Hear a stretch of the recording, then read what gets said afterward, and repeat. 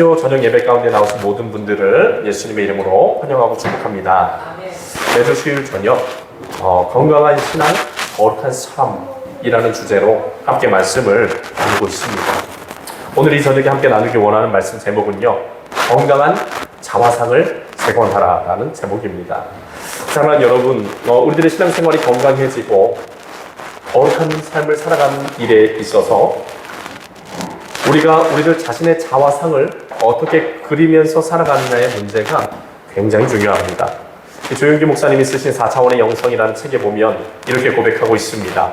인간은 누구나 자신만의 자화상을 가슴에 품고 살아갑니다. 가슴에 품은 자화상은 생각을 통해 말과 행동으로 나타나며 나아가 그 사람 삶 전체를 지배합니다. 자화상이 열등하면 패배주의의 노예가 되고, 자화상이 부정적이면 자신과 타인에 대한 미움과 증오로 가득 찬 반항자의 삶을 살게 됩니다. 네, 이런 내용이 적혀 있어요. 여러분, 조용기 목사님께서 이야기해 주시는 것처럼 우리들의 삶이 진짜 그런 것 같습니다. 우리가 우리들의 자신의 자화상을 어떻게 그려 나아가느냐에 따라서 우리들의 삶의 모습이 달라질 수 있습니다. 여러분, 미국의 에릭 스프라그라는 이 파충류 학자가 있는데, 이 사람은 파충류에 대해서 너무 깊이 연구하다 보니까 파충류에 대한 애정이 필요 이상으로 너무 커지게 된 거예요. 파충류에 대한 애정이 커지다 보니까 자기 자신이 파충류가 되고 싶다고 하는 그런 생각의 지경에까지 이르게 되었다고 합니다. 그때부터 이 사람이 파충류가 되겠다는 마음으로 자기 자신의 피부를 뱀의 파충류 뱀의 무늬로 문신을 하기 시작했던 거예요. 그래서 머리 끝에서부터 발끝까지 모든 피부를 뱀의 껍질 모양으로 문신을 다 한 거예요. 그것도 모자라서 자기 눈알 있잖아요. 눈알의 흰자위 부분을 검게 문신을 했더라고요. 보니까는. 네, 그 인터넷에 그 문신한 모습이 뜨길래 제가 한번 찾아보게 됐는데, 그 모습이 마치도 SF 공상 과학 영화에서나 나올 듯한 그 뇌갱이처럼, 정말 뇌생명체처럼 이 사람이 보이더라고요.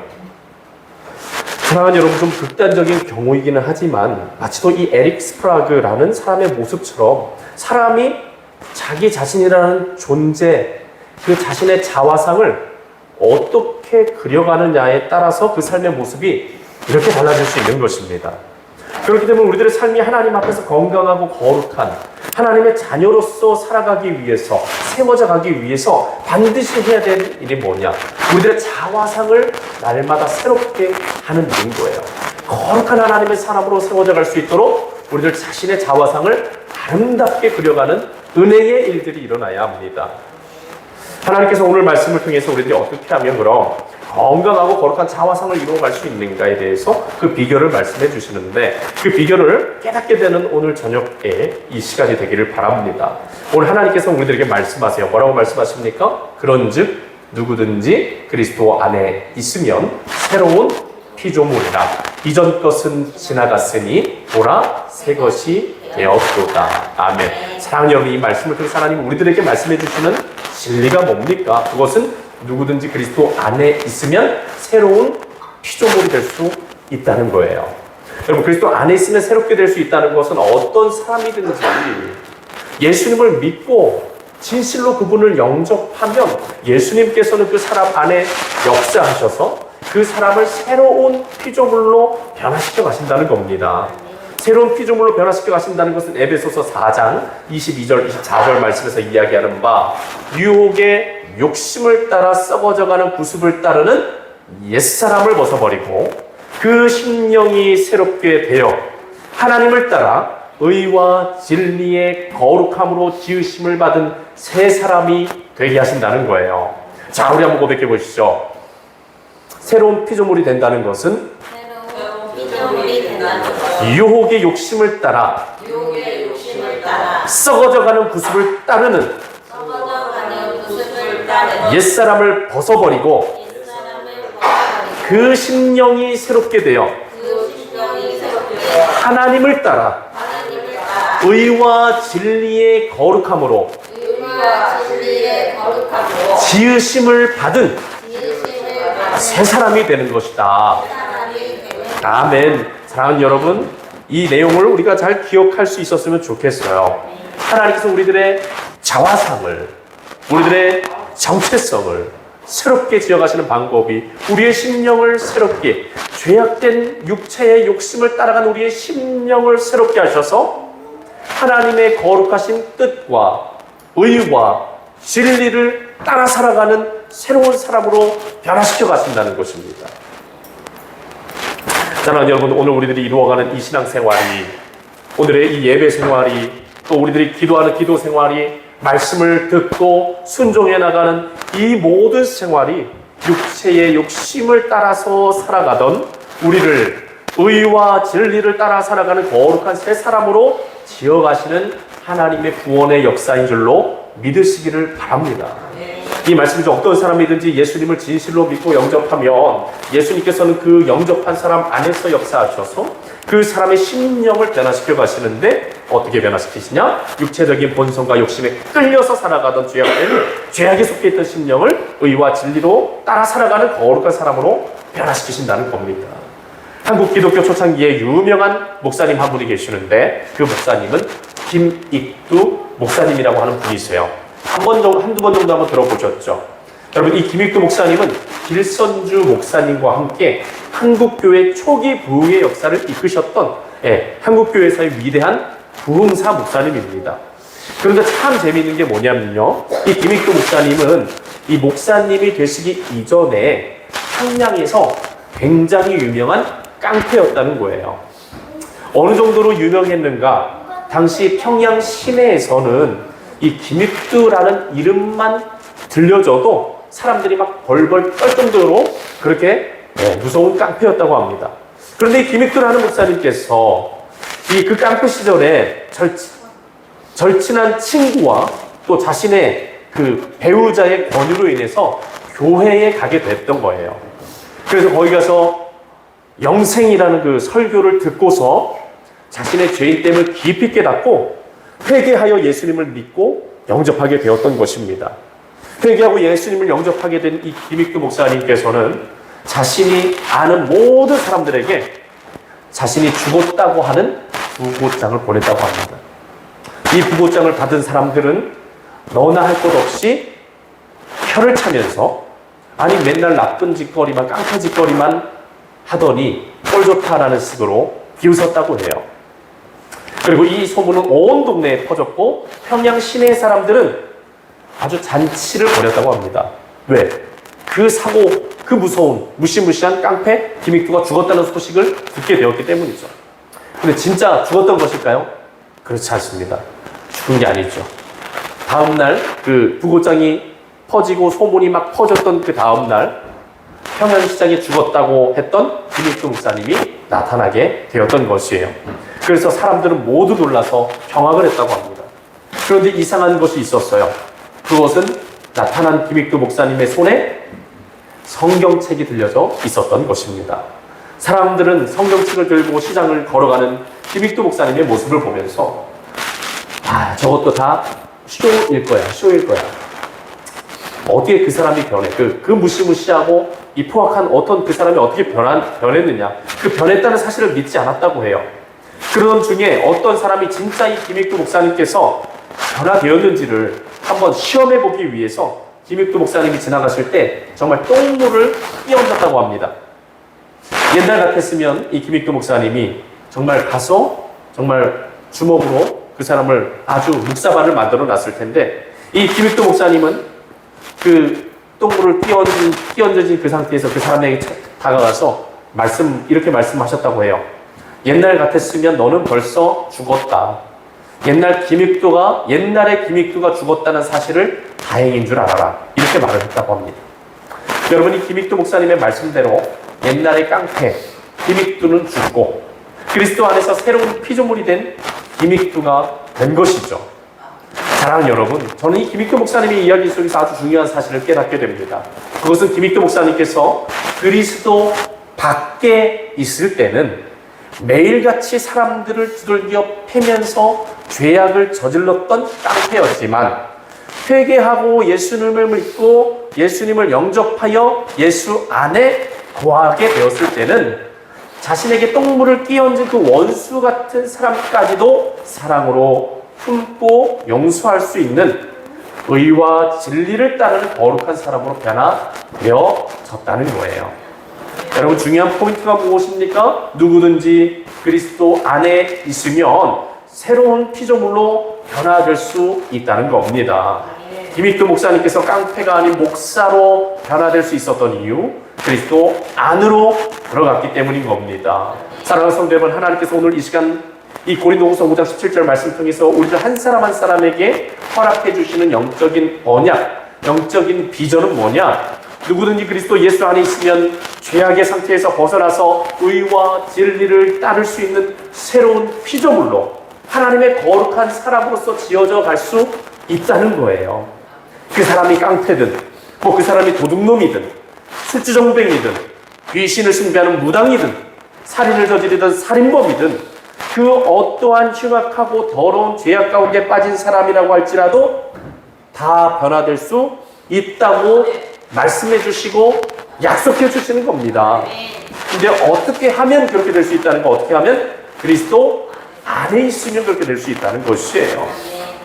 사랑하는 성도 여러분, 그리스도 밖에 계시지 말고 그리스도 안에 거할 수 있는 우리가 되길 바랍니다.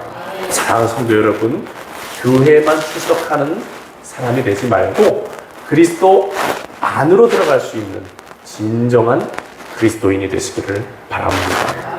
교회 안에는 교회만 출석하는 그냥 교인이 있습니다. 하지만 교회 안에는 정말 예수 그리스도 안으로 들어가는 성도도 있는 거예요. 사랑하는 성도 여러분, 교인의 반열로 머물지 말고 성도의 반열로 넘어오시기를 축원합니다.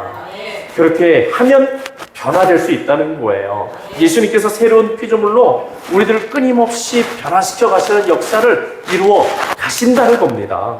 마치도 예수님께서 가나 혼인잔치에 가셨을 때 물이 변하여 포도주가 되게 하셨던 것처럼 우리가 예수님 안에 거하면 예수님께서는 우리들 안에 역사하셔서 우리 안에서 새로운 창조의 역사를 이루어 가신다는 거예요. 사랑하는 성도 여러분, 예수님께서 우리들 안에 있는 옛사람, 육체적인 감정과 육체적인 본성을 따르면서 하나님의 거룩하신 뜻을 거스르며 살았던 그 옛사람을 거룩한 새 사람으로 변화시키실 수 있는 능력을 가지신 분이심을 믿으실 수 있길 바랍니다. 그 예수님을 믿고 의지하는 삶이 되어야 돼요. 그런데 그렇게 되려면 우리가 그리스도 예수 안에 있어야 된다는 겁니다. 그렇다면 우리가 예수 안에 있으려면 어떻게 해야 되는 것입니까? 요한계시록 3장 20절 말씀에 말씀합니다. 같이 한번 읽어보실까요? 시작! 내가 문 밖에 서서 두드리노니 누구든지 내 음성을 듣고 문을 열면 내가 그에게로 들어가 그와 더불어 먹고 그는 나와 더불어 먹으리라. 아멘. 사랑하는 여러분, 요한계시록 3장 20절 말씀에서 예수님은 우리가 어떻게 예수 그리스도 안에 거할 수 있는지를 분명하게 말씀해 주세요. 그것은 내 마음의 문을 열고 내 심령 안에 예수님을 모시면 된다는 겁니다. 어떻게 하면 된다고요? 내 마음의 문을 열고 예수님을 나의 심령에 모시면 된다는 거예요. 그렇게 할 때 어떤 역사가 벌어진다는 겁니까? 내가 그에게로 들어가서 그와 더불어 먹고 그는 나와 더불어 먹는 예수님과의 친밀한 교제와 만남이 이루어지게 된다는 거예요. 이 예수님과의 친밀한 교제와 만남이 곧 어떤 역사를 이루어가게 한다는 겁니까? 나의 심령을 새롭게 변화시켜 가시는 예수 그리스도의 창조적인 능력을 경험하게 만든다는 겁니다. 여러분, 우리가 누구를 만나며 살아가느냐, 이거 얼마나 중요한 문제입니까? 부정적인 사람들을 만나면 부정적인 영향력을 받잖아요. 여러분, 긍정적인 사람을 만나면 긍정적인 영향력을 받는 것입니다. 죄악된 사람을 만나면 여러분, 죄악된 영향력을 받는 거예요. 하지만 거룩하신 예수님을 우리가 날마다 우리 심령 안에 모시고 그분과의 만남과 교제 안에서 살아가면 우리는 어떤 영향력을 받게 되는 것입니까? 거룩하신 예수 그리스도의 영향력 가운데 들어가는 겁니다. 그런 은혜를 우리가 사모해야 될 줄로 믿어요. 우리 심령 안에 거하시고 우리 심령 안에 임하시는 예수 그리스도의 임재를 날마다 사모할 수 있는 우리가 되기를 바랍니다. 사랑하는 여러분, 이 세상 온 우주 만물을 아름답게 창조하신 하나님께서는 오늘 우리들의 심령 안에서도 성령과 말씀을 통해 임재하시는 예수님을 통하여 새로운 창조의 역사를 계속해서 이루어가고 계시는 겁니다. 그런데 그러한 역사가 이루어지기 위해서는 어떤 일이 일어나야 된다는 거예요? 우리들의 마음의 문을 열어야 된다는 거예요. 같이 한번 고백해 보시죠. 마음의 문을 열어야 한다. 네, 여러분, 마음의 문을 주님께 활짝 열어드려야 돼요. 마음의 문을 열어서 예수님을 내 심령 안으로 끊임없이 모셔드려야 된다는 겁니다. 사랑하는 성도 여러분, 이 시간에 마음의 문을 활짝 열어서 예수님을 여러분들의 마음속에 영접하실 수 있기를 바랍니다. 또한 귀를 여셔서 말씀으로 임하시는 예수님을 마음에 영접하시길 바랍니다. 또한 여러분, 찬양과 기도의 입술을 열어서 성령으로 임하시는 예수 그리스도를 마음속에 가득히 영접하시기를 바랍니다. 요한복음 1장 12절 말씀에 예수님 말씀하십니다. 같이 한번 읽어보시죠. 영접하는 자, 곧 그 이름을 믿는 자들에게는 하나님의 자녀가 되는 권세를 주셨으니. 아멘. 여러분, 이 요한복음 1장 12절 말씀에서 말씀해 주시는 대로 예수님께서는 예수님을 마음으로 영접하는 자들 안에서 역사하셔서 그 사람을 거룩하신 하나님의 형상을 닮아가는 자녀, 하나님의 자녀라는 이 정체성을 가진 사람으로 변화시켜 주신다는 거예요. 바꾸어 말하면 예수님께서는 우리가 예수님을 영접하여 모셔드리면 하나님의 자녀라고 하는 새로운 정체성을 부여해 주시고 하나님의 자녀라고 하는 새로운 자화상을 입혀 주신다는 겁니다. 사랑하는 성도 여러분, 하나님께서 우리들이 예수 그리스도를 우리들 안에 영접하여 드림으로써 우리들 안에 역사하시는 예수님을 통하여 하나님과 우리의 관계를 무너뜨리고 우리들을 죄악의 구렁텅이에 빠지게 만드는 죄악된 자화상들을 완전히 소멸하고 사라지게 하시기를 원하십니다. 하나님께서는 우리들이 예수 안에서 거룩한 비전과 의로우신 하나님의 형상을 닮아가는 새로운 자화상을 가진 자들이 되기를 바라고 계세요. 어떻게 하면 그런 일들이 이루어질 수 있다는 겁니까? 예수 안에 있으면 그런 일들이 이루어질 수 있다는 겁니다. 그렇다면 우리가 어떻게 하면 예수 안에 있을 수 있습니까? 우리 안에 예수님을 영접함으로 예수께서 우리 안에 거하시면 우리가 예수께서 내 안에 온전히 하나 되어 그런 차원으로 들어갈 수 있다는 것입니다. 그래서 우리가 항상 주님 앞에 나와서 예배를 드려야 되는 거예요. 여러분, 예배는 어떤 시간입니까? 영이신 하나님을 임재를 사모하면서 하나님을 우리의 심령 가운데 모시는 것이 곧 예배잖아요. 그리고 우리의 영으로서 하나님과 만나서 영적인 친밀한 교제를 나누고 하나님의 말씀을 듣고 또 거기에 응답하고 믿음으로 하나님을 바라보며 살아가겠다, 순종하겠다. 이렇게 하나님과 영적인 교통과 교제를 나누는 것이 곧 예배 아니겠습니까? 사랑하는 성도 여러분, 예수님께서는 성령과 말씀으로 우리 안에 거하시는 하나님이신 줄로 믿으시기를 바랍니다. 우리가 성령을 사모하고 하나님의 말씀을 믿고 끊임없이 성령과 말씀을 가슴으로 받아들이면 예수님께서는 성령과 말씀으로 우리 안에 들어오시는 거예요. 사랑하는 여러분, 하나님께서는 우리가 육체적인 탐심과 욕망이 이끌려서 죄와 연합되어 살아가는 죄인이 되는 것을 기뻐하시지 않습니다. 하나님께서는 우리가 성령과 말씀에 이끌려서 의로우신 예수님과 연합되어서 하나님의 형상을 닮아가는 그리스도인이 되기를 바라고 계세요. 말씀을 정리해야 합니다. 사랑하는 여러분, 천국의 비밀은 오늘 우리들 한 사람 한 사람을 예수 안에서 새로운 피조물로 변화시켜 가시는 하나님의 구원의 능력에 있는 것입니다. 하나님께서 이 땅에 이루어 가시는 구원의 역사는 우리들이 살아가는 이 삶의 상황들을 천국으로 변화시키시는 게 아니에요.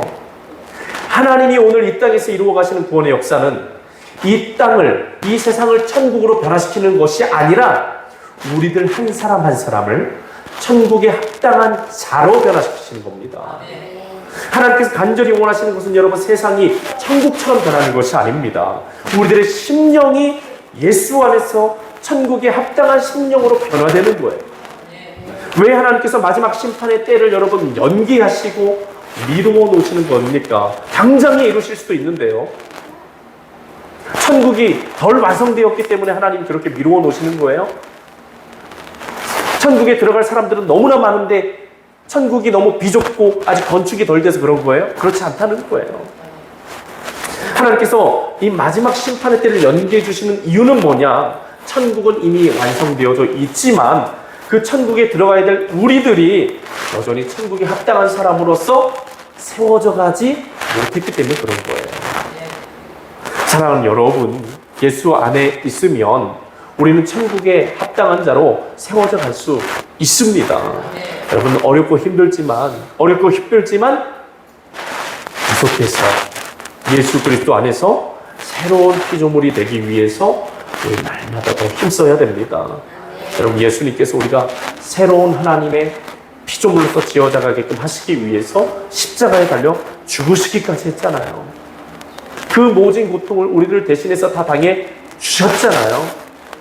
예수 그리스도의 보혈의 은혜를 힘입어서 우리는 모든 죄악들을 하나님 앞에 용서받고 하나님의 거룩한 자녀라는 정체성을 받을 수 있는 복된 은혜가 우리들에게 베풀어지고 있는 거예요. 우리 그걸 받아 누리면 되는 겁니다.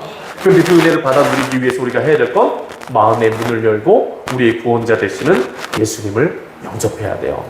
날마다 영접해야 됩니다. 예배를 통해서도 영접해야 되고 매일같이 읽는 하나님의 말씀을 통해서도 묵상함을 통해서도 영접해야 돼요. 여러분 일률적인 정말 이해가 되지 않고 이게 도대체 무슨 말씀인지 잘 모르겠다고 할지라도 말씀을 읽으세요.